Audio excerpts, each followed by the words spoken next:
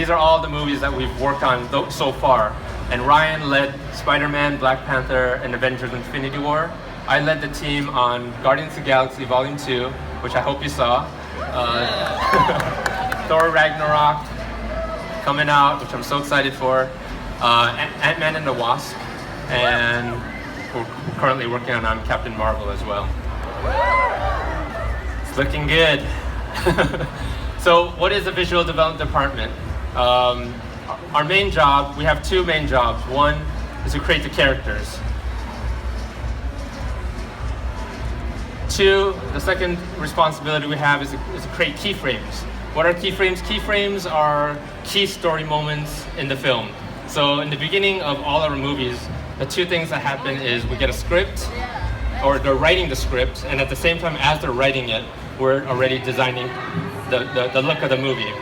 So they tell us a lot of times, well, not even a script, they tell us, hey, there's this moment where, Iron Man, the way Josh described it was that moment in Jurassic Park where that, I don't know the name of that dinosaur where, the ears pop out and spits at the one character. I think that's what it is, the ear pop out one. Ear pop out dinosaur guy. And he wanted to see that moment, so that's why I painted that.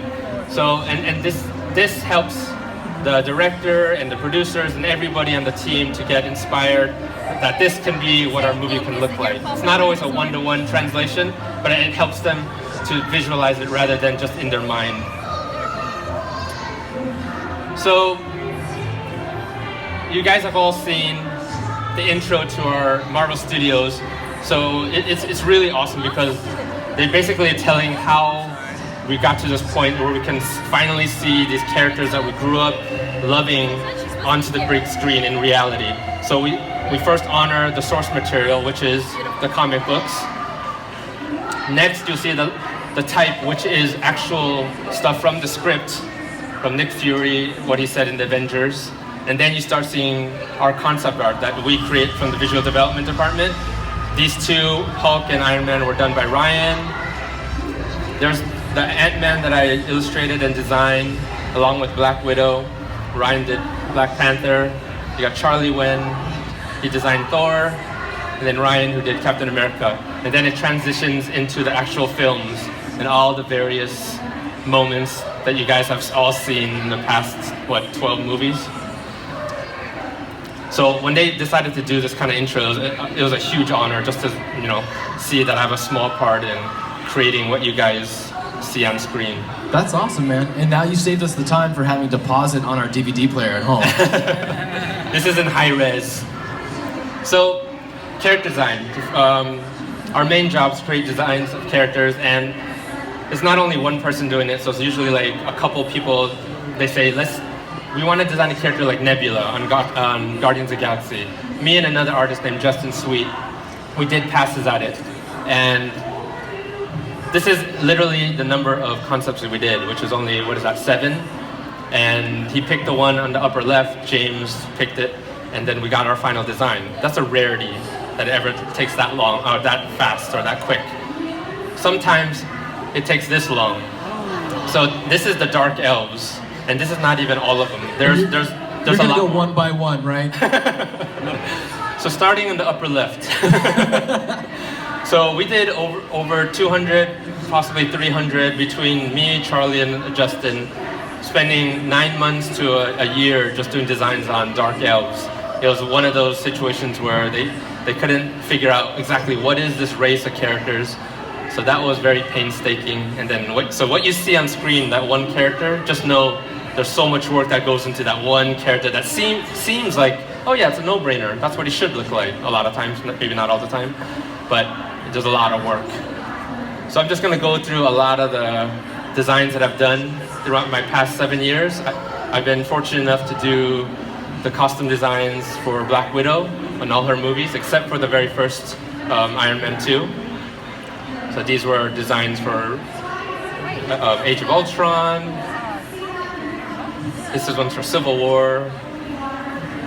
And then I was able to do the designs for Hawkeye. This one was for the first Avengers with a collaboration with Ryan. And then I was able to do designs for Age of Ultron. And this one's for Civil War. And then I got to do designs for Scarlet Witch, which was really fun to do. Played by Elizabeth Olsen. Yeah. I attempted to do, her headdress. That's very iconic in the comic, knowing that it probably won't work.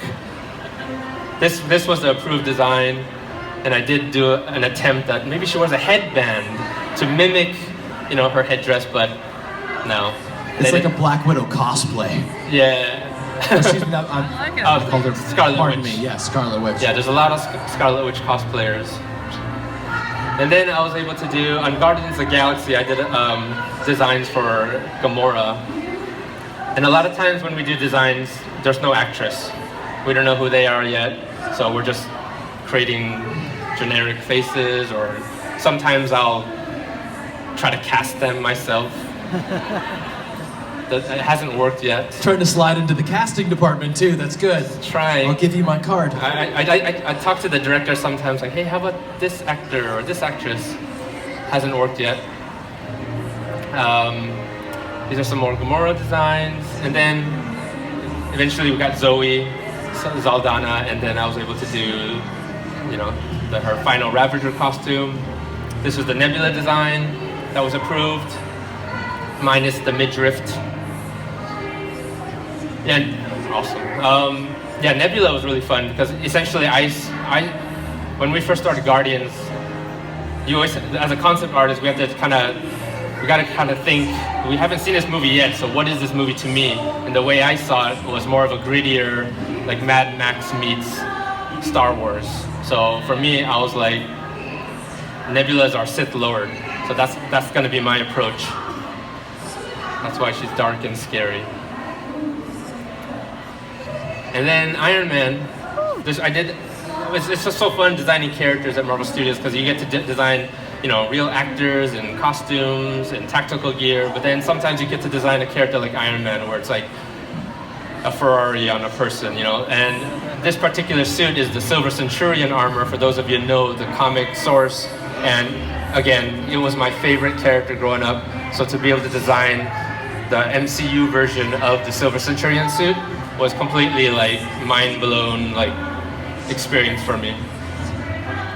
This was another armor that was in Iron Man 3. And I did the design for Thanos in the first Avengers, but you barely see him. And it's always fun designing villains. I did several takes on Malekith.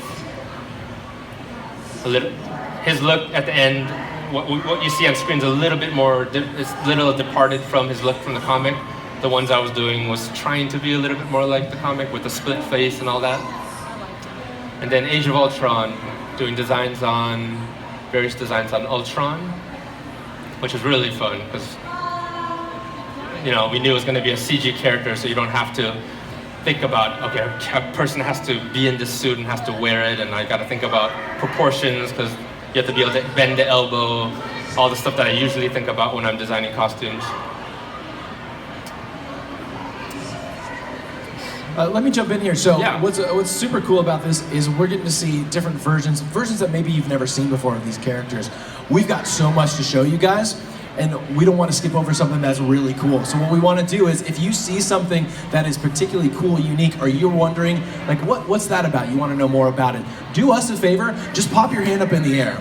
You don't have to keep it there, just pop it up. If we have more than, a good amount of people who want to hear a little bit more about what's on the screen, Andy's going to talk about it. If it's just one person, sorry guys, we're moving on. That sounds good. So if you see something you like, you want a little more explanation from Andy, just pop your hand up, don't keep it up, just go up and down, and we'll give a little more explanation. Yeah, that sounds good, yeah.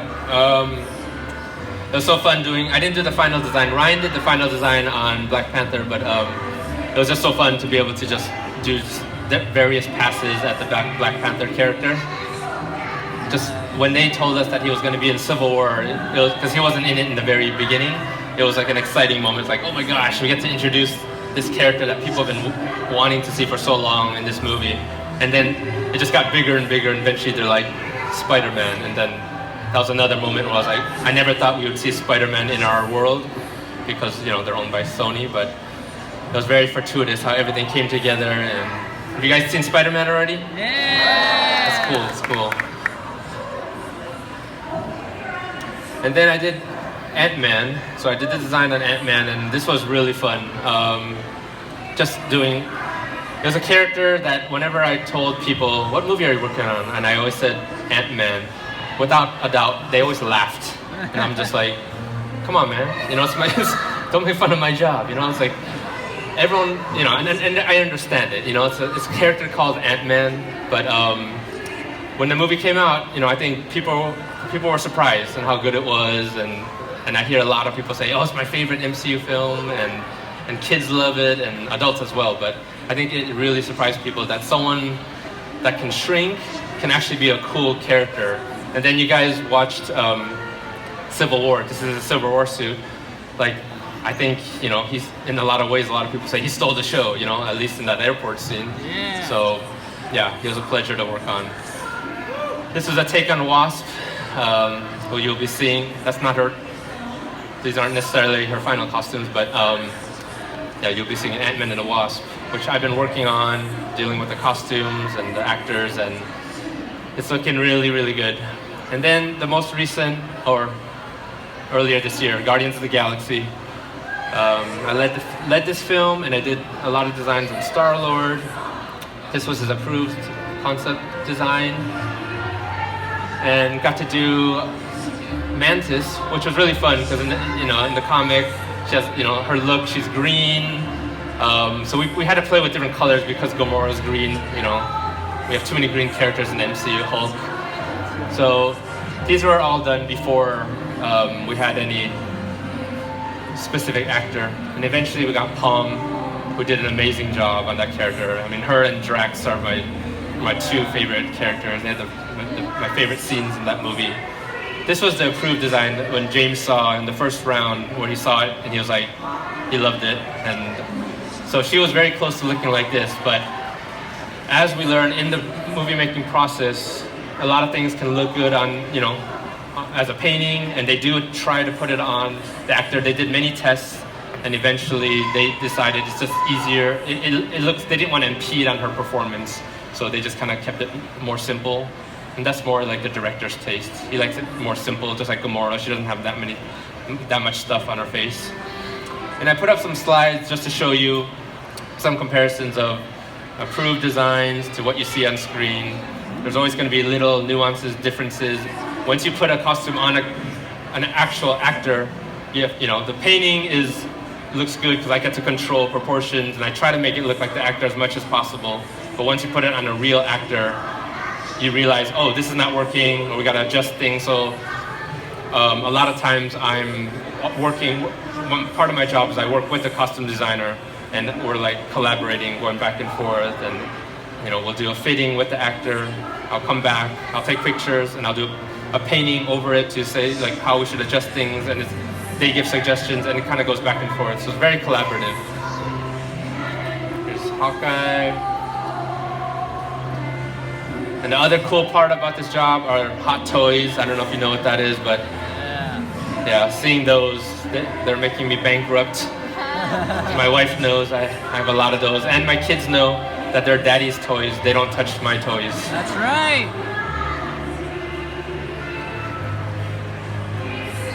Here's Nebula. I think who looks amazing on film. There's a Silver Centurion suit. And then the Ant-Man screen, a shot from the film, and the hot toy. Hey, let's go back to that Iron Man one. Can we go back? Yeah. So tell me, this is the design from the comic on the left, correct? Yeah. And then we've got what we've got in the films. So for you, when you're trying to find that balance between what's going to go on the screen and what comes from the source material, where do you lean? Well, I think one thing that I bring to the table is first of all, I'm a fan. So my first thought is always, what do I want to see as a fan? What do the fans want to see? And at the end of the day, you guys always want to see that, right? I mean, that's always going to be the complaint, like, it doesn't look like, you know, the comic, or it barely looks like the comic, or they change it too much. So I'm trying to be faithful as I can. But I also know that the Marvel Cinematic Universe has established a look and specifically for Iron Man. So I can't veer like completely away and just create something where, you know, like when you look at the comic, basically it's you know, at least the silver parts, it's a naked man, right? And then metal, but it's metal, but it moves. But that's like magic. If you try to do that in reality, you can't, metal can't bend like that unless it's constantly melting at all times. That's crazy. You learn something new every day. That's wild. Yeah, so we always have to consider how does, you know, Iron Man work? What was his past iterations? You know, his original design by Adi Granov and Phil Saunders. So it certainly has a lot of the influence of the previous Iron Man. And I did try to give his helmet a little bit more of a bullet shape, like that one, this is not that version, but eventually I had to make it a little bit more similar to what you see in previous iterations. It's the same thing as the Scarlet Witch headdress. You know, I try. And one time on my own, I did do a Hawkeye with his little mask, just for fun. Can we see that? Yeah. And here's the Giant Man / Ant-Man. And then keyframes. So go through this. So you kind of saw a little bit from before. I'll just click through this quickly.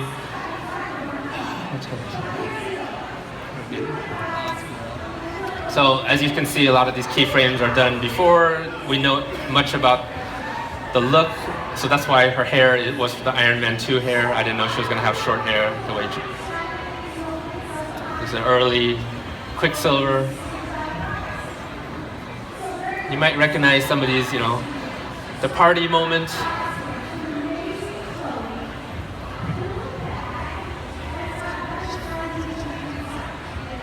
And the Ultrons that you see, they look a little different than the final version. And a lot of times, because we're doing it to help the producers and the directors, you know, it's not going to be exactly what you see in the film. So right now, in the final film, they're on the same team, right? But early on, you know, Iron Man, what am I saying? Ant-Man was part of Tony Stark's team. So this is that moment when he's about to pound Captain America. And then painting Spider-Man, that was fun. And then the AT-AT moment, and Empire Strikes Back moment, which was great. And there's moments that didn't make it into film, but it was an early idea. He's not killing him, which I know some people thought. This was the one I was saying, the very first, when Kevin Feige said, we're doing Guardians of the Galaxy, and then we were all confused. So we spent 2 weeks, just design whatever you want. So this was my take on Guardians of the Galaxy, the Mad Max meets Star Wars. That might be the scariest Groot I've ever seen. Yeah, we didn't know how friendly he was going to be. Oh, like, take me back to Baby Groot. And this is from Guardians of the Galaxy 2, with the Mary Poppins moment. Which this was shown early on, before the movie came out. I'm glad no one ever picked up on that. And Baby Groot obliviously dancing in the corner. That little guy stole that movie. Oh yeah. And here's some side by side so you can see the concept art with the final version.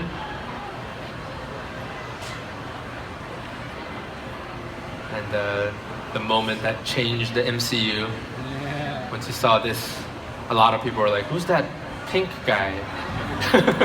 But of course the true comic fans were like, I know that man gorilla. Yeah, because up until then we didn't see much. Well, we saw Asgard, but we didn't know how cosmic the Marvel Cinematic Universe was going to get.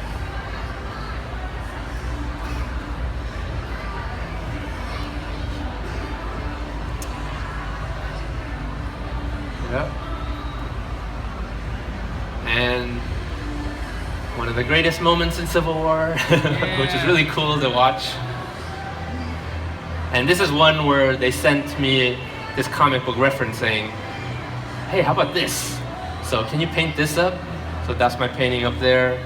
And that's what you see in the film. That's awesome. And another fun part of my job is being able to do posters, the book covers for the Art of Books, marketing illustrations. the poster that you guys, have they seen the poster yet?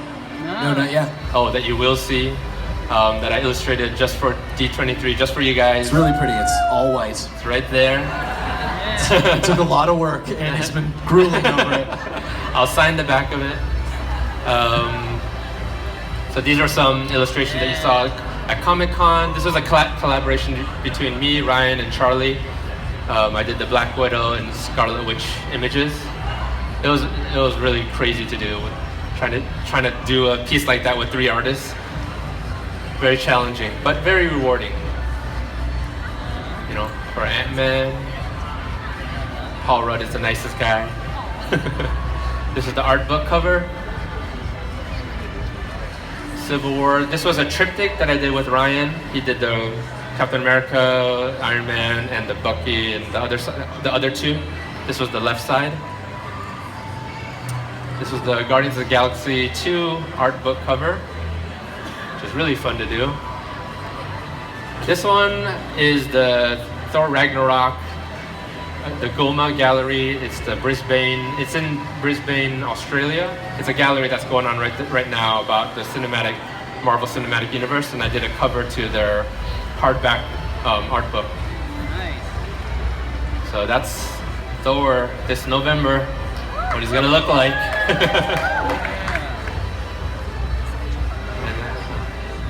What is that? I didn't know he's gonna have short hair, and at first I was like, what? The real question is, did you design it that way? We're like, No. We'll just take a little off here. He's gonna look great. No, they told us, and at first I was a little conflicted. I'm like, do I want to see Thor with short hair? But now I think it's amazing. Taika Waititi he's a genius, and if you've seen his films, it's very off the wall, but it has a lot of heart. But this movie is gonna knock your socks off. So here's the illustration. This is the poster you guys are gonna get. This is a seminal moment, Thor versus Hulk, something we all want to see. We saw a glimpse of it in the first Avengers. I know, we want to see it again, and you know, Planet Hulk, all that kind of stuff. Yes. And you know, Thor without his hammer, like, man, what's gonna happen?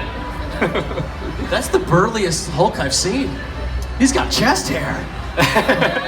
He always has Got a hair. little banner in He there. always has hair. It's just maybe Little Ruffalo right about here. Yeah, Ruffalo's. I think he's hairy, isn't he? You know, I'm not the authority. I don't know, but that lady knows. You know. Okay. She's like, trust me. Oh, yeah. So I'm just gonna go over a little bit about how I paint. How do I come up with these kind of illustrations? So you can see I start off with a very rough, just thumbnail, just trying to figure out composition and what the interaction of the characters are, color, and then the final. So I'm gonna go step by step for you guys, for those of you who are interested. So here we go. So it's very similar to how I used to draw comic books, minus the painting part. But you know, just trying to rough out the action. What is the best shot to kind of show off each character? You don't want to see the back of one character's head, you know, and then you want to see both of them as powerful. A lot of times it's tough when you're doing a versus, two guys battling each other, because you don't want one to seem like he's clearly winning. You always want it to be like, wow, who's gonna win this, you know? So that's the challenge and the fun of doing these kind of illustrations. So I start fleshing it out. What is the characters doing? What is the cape doing? Start adding some values. And then from there, I frame it. So this is essentially what the poster's gonna look like. Start adding more values. And then at this point, I like to go to color as fast as I can. Back in the day, I used to go full, detailed illustration, black and white, and then go color. But with my painting background, going to art school, I prefer to try to paint with color. So I start adding colors so that I get a kind of a rough feel of what the final poster is going to look like. Then from this point on, it's just painting, just detailing out the exact, anatomy, getting the likeness of Chris Hemsworth, detailing out the costume, putting details. It's just adding details and details and details. It's a time-consuming but very fun process. Adding the background. What is the background going to look like?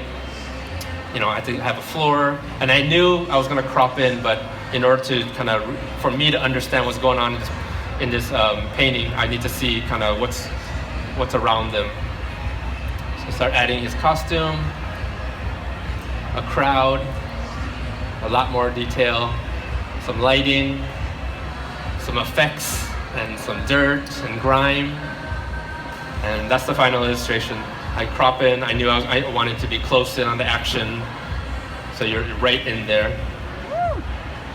And that's it. And then these are just shots that you just saw, I think, the trailer moments. Yeah. So being able to see Hela, which I was able to do the concept design for, she's, you know, one of my favorites. A lot of people ask me, like, what's my favorite designs I've done for the MCU? And it's Ant-Man, the Iron Man Silver Centurion, and Hela's, yeah. So what sets her apart for you? She's not even shiny or hairy like the Hulk. Well, as you can probably see from a lot of stuff I do enjoy designing female characters. And designing villains is always fun because, you know, they're just like actors. They love playing villains. They have a lot more to play with. And what I love about her is just her look is so comic booky, for lack of a better term. You know, with the headdress and her powers, what she can do. You're trying to get me to give you spoilers, aren't you? Well, I was talking to some people in the front row earlier. I know. So there's a glimpse of her, and you know, and I've seen Cate Blanchett and her performance, and yeah, when we cast Cate Blanchett, that was like another amazing moment of like, oh my gosh, like this is gonna be good.